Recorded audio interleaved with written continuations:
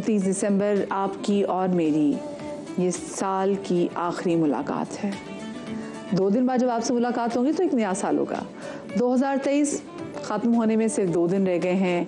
फिर एक नया साल, नई उम्मीदें, नई आरज़ुएँ, नए वादे, नए इरादे होंगे। दिसंबर के इन आखिरी दिनों में हमें सिर्फ आने वाले साल में बेहतरी के ख्वाब ही नहीं देखने चाहिए, बल्कि ये जायज़ा भी लेना चाहिए कि गुजरने वाले साल हमने बहैसियत एक फ़र्द और बहैसियत एक कौम क्या खोया, क्या पाया।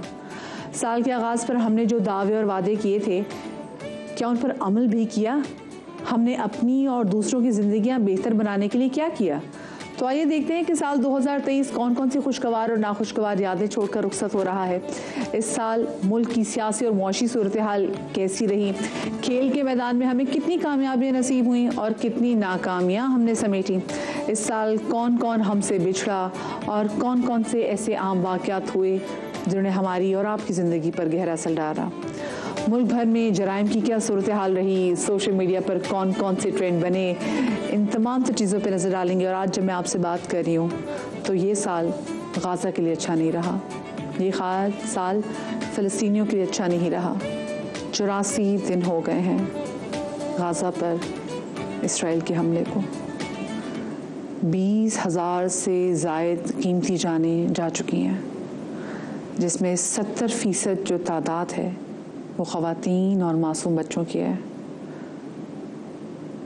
दफनाने के लिए अब तो कब्रिस्तान भी नहीं रहे और मरीज़ों को लेके जाने के लिए हस्पताल भी नहीं है। तो इस दुआ से अपने साल के आखिरी शो का आगाज़ करेंगे कि अल्लाह पाक फ़लस्तीन की आवाम का हामी नासिर और आने वाला साल फ़लस्तीन के लोगों के लिए बहुत अच्छा साल, उन्हें जो कुर्बानियाँ दी हैं वो कुर्बानियाँ रायगा ना जाएं। अब आगे बढ़ते हैं और अपने शो में सबसे पहले मैं ये भी देखना चाहूँगी कि हम ज़रा हमारे मुल्क का जो सियासी साल अगर देखा जाए तो वो कैसा रहा है। अदालती फ़ैसलों के वाले से बात भी करेंगे कि इस साल अदालती फ़ैसले कैसे आए। रवां बरस सियासत के साथ साथ अदालती गहमा गहमी का भी साल रहा। चंद अहम फैसलों को देखें तो मार्च में लाहौर हाई कोर्ट ने बगावत का मुकदमा दर्ज करने के कानून को कलअदम करार दिया। अगस्त की बात करूं तो अगस्त में supreme court review of order and judgment act 2023 कलअदम करार दिया गया।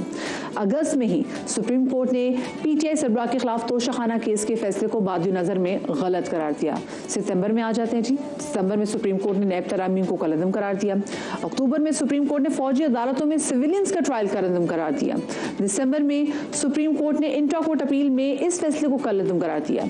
सुप्रीम कोर्ट ने मुल्क में इलेक्शन कराने का भी हुक्म दिया। इसके अलावा इस्लामाबाद हाई कोर्ट ने पाकिस्तान के साबिक वज़ीर आज़म नवाज शरीफ को एवनफील्ड रेफरेंस और अल अजीज़िया रेफरेंस में बरी करते हुए एहतसाब अदालत की सज़ा को कलअदम करार दिया।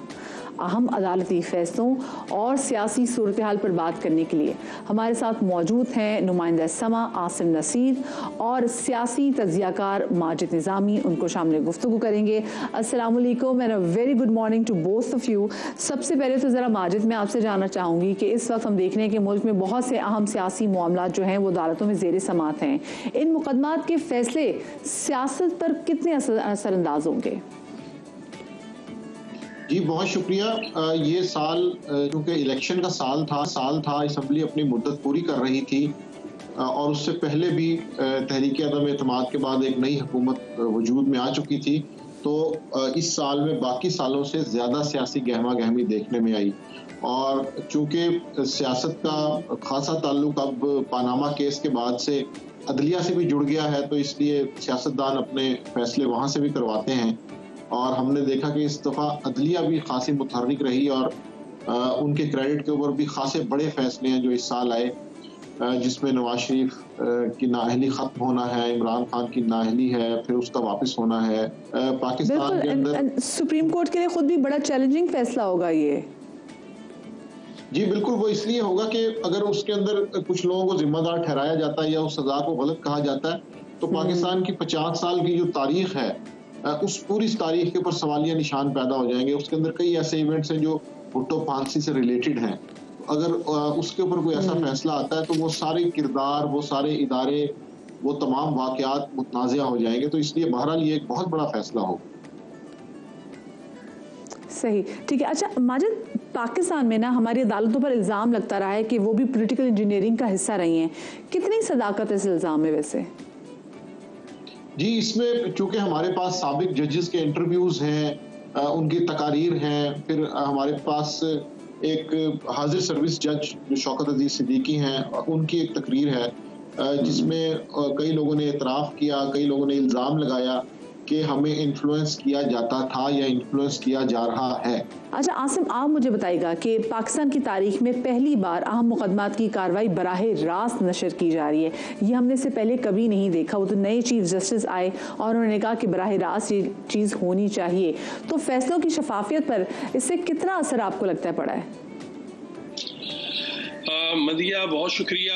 देखें, इससे बड़ा और क्या आपको इसमें शफाफियत नजर आएगी कि जो इलेक्शन 2024 का इनेकात है उसका इंतखाबी शेड्यूल जारी होने की जो असल में कली है वो तो खुली ही इसी बराह रास्त नशरियात ने, और वहाँ पर अवाम को असल में पता चला कि रिपोर्टिंग होती क्या है, किस तरह रिपोर्टिंग होती है। तो एक मुस्बत रिपोर्टिंग की तरफ एक बहुत बड़ा कदम है पाकिस्तान की अवाम के लिए। मैं समझता हूँ ये सिर्फ सुप्रीम कोर्ट या आला अदलिया नहीं, ये आपके सिविल कोर्ट्स में भी होना चाहिए। वहां पर दोनों फ्री कैन और वो जज साहिबान जो के इंसाफ प्रोवाइड कर रहे हैं, उन सब का पता चल जाएगा कि कौन किसे फेवर कर रहे हैं, कौन कानून को फेवर कर रहे हैं, कौन जस्टिस दे रहा है और कौन इनजस्टिस कर रहा है। जिस तरह इलेक्शन का शेड्यूल जब जारी होना था, तो ये मैं छोटा सा आपको हवाला दे रहा हूँ जो कि इसकी प्रोसीडिंग का हिस्सा है कि जस्टिस सरदार तारिक बार बार पूछ रहे थे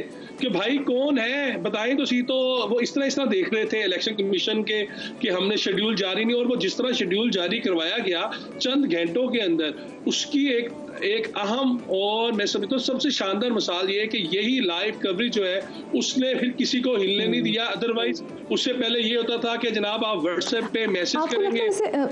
आपको लगता है कि एक प्रेशर भी था कि आप ऐसी चीज करें कि जो लोग उसको देख सके, क्योंकि आपको पता ना कि हमारे पाकिस्तान में नैरेटिव बिल्डिंग की गेम क्या है, और किसी शख्स के आने से पहले हम देखते हैं कि यहाँ पर कुछ कीबोर्ड माफिया जो है वो एक्टिव हो जाती हैं, रूमर मिल्स एक्टिव हो जाती हैं, और किसी की भी रेपुटेशन के हवाले से बहुत सीरियस कंसर्न्स खड़े करना शुरू कर देती हैं।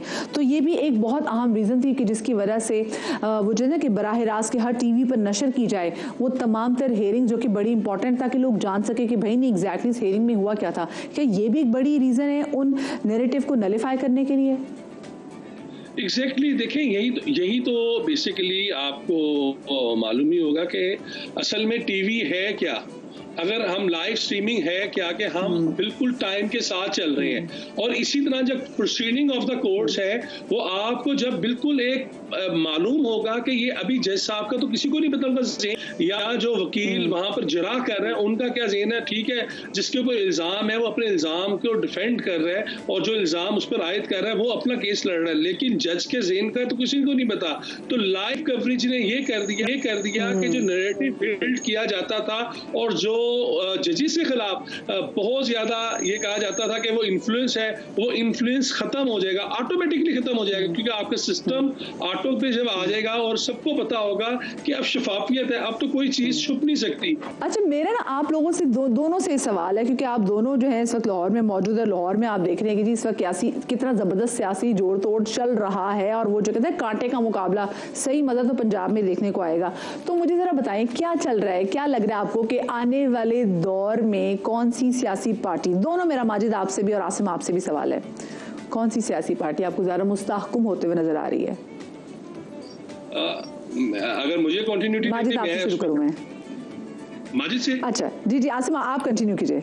जी आसिम आप कंटिन्यू करें। हाँ देखिए, पाकिस्तान का जो सियासी सेटअप है इसमें ये माजिद उससे पता सेकंड करे ना करे, मेरी अपनी ओपिनियन उनकी अपनी है कि यहाँ पर जात बरादरी बहुत ज्यादा मैटर करती है, और सियासी जो कल्चर के अंदर हमारे खासतौर पर पंजाब में और हर जगह ही है, लेकिन पंजाब के अंदर बहुत ज्यादा है कि आपकी बरादरीइज्म, आपके धड़ेबंदी, ये बहुत मैटर करते हैं। और मुझे ये लग रहा है कि जिस तरह इस वक्त सियासी एक बड़ा कंफ्यूज और बड़ा एक तनाव जो सेटअप इसको जा रहा है, क्योंकि 2023 ऐसा हंगामा खेज ये साल था कि हमने वो चीजें होते देखी कि वो पहले कभी नहीं। बिल्कुल 2022 की अदम इत्मीनान के बाद आप देख लें, आप जुडिशरी में देख लें, आप ब्यूरोक्रेसी में देख लें, आप एस्टेब्लिशमेंट को देख लें, आप पॉलिटिकल पार्टीज को देख लें, हर चीज चेंज हो गई। कोई हर एक ऐसा दिन नहीं था जो न्यूज़ के लिए बोरिंग हो। हाँ माजिद, क्या लगता है आपको कि आने वाले साल में कौन सी पॉलिटिकल पार्टी जो है वो ज्यादा मुस्तहकम होती हुई आपको नजर आ रही है? जी, अभी तो मैं समझ रहा हूँ कि इलेक्शन में तकरीबन 1 महीने से ज्यादा का वक्त है और सियासी हालात के बदलने का बिल्कुल पता नहीं चलता। मैं आसिम साहब की बात से एग्री करूंगा कि अभी प्रिडिक्शन या उस तरह से चीजों को सामने लाना खासा मुश्किल हो गया है। उसकी वजह यह है कि ये जो 2022 में जुलाई में पंजाब के अंदर 25 हल्कों में ज़िमनी इंतखाबात हुए थे, 20 हल्कों में, उस वक्त से ये धड़े बरादरी और इस सारी चीज को खासी ज़रब लगी है।